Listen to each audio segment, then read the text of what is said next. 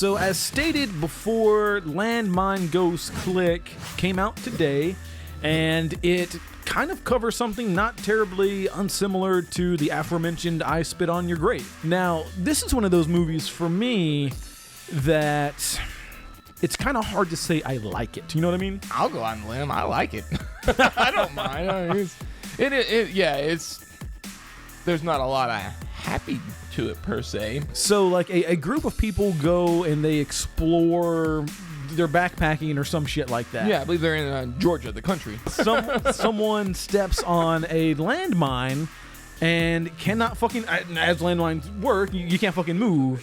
By God, it goes click. No, it does in fact go click.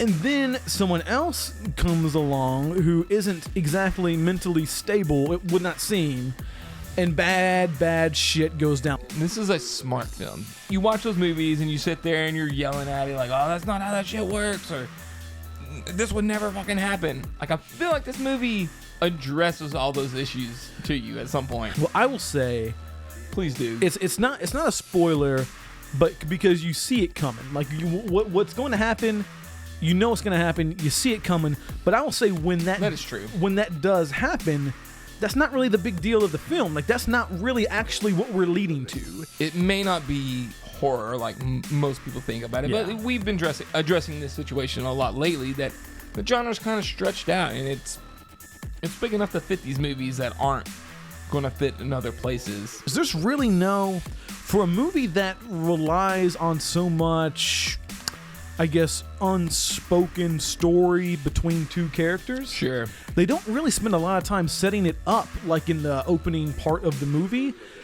We're pretty much 10 minutes, maybe 15 minutes in, and we're on the landmine. Like, the character development happens while he's on the landmine. Like, it's crazy. Right?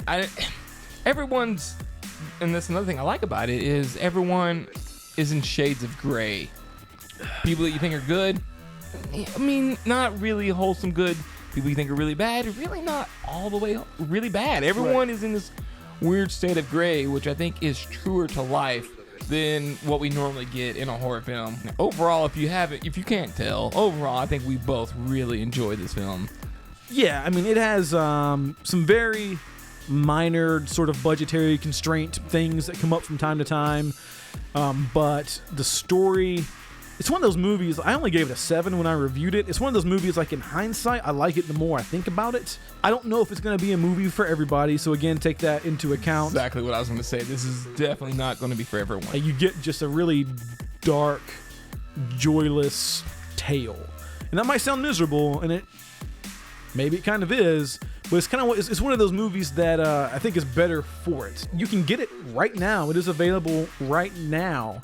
And we actually have 3 digital copies of the movie to hand out. Oh, yeah, I forgot about that. So if you are interested in that, just hit us up with a question. Hashtag AskModernHorrors on Twitter.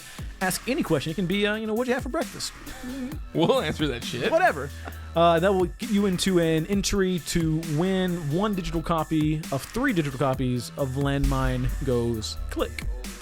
And even if you don't want to do that, it's available for $9.99 on their website. We'll link to it right down below or in the show notes of the podcast.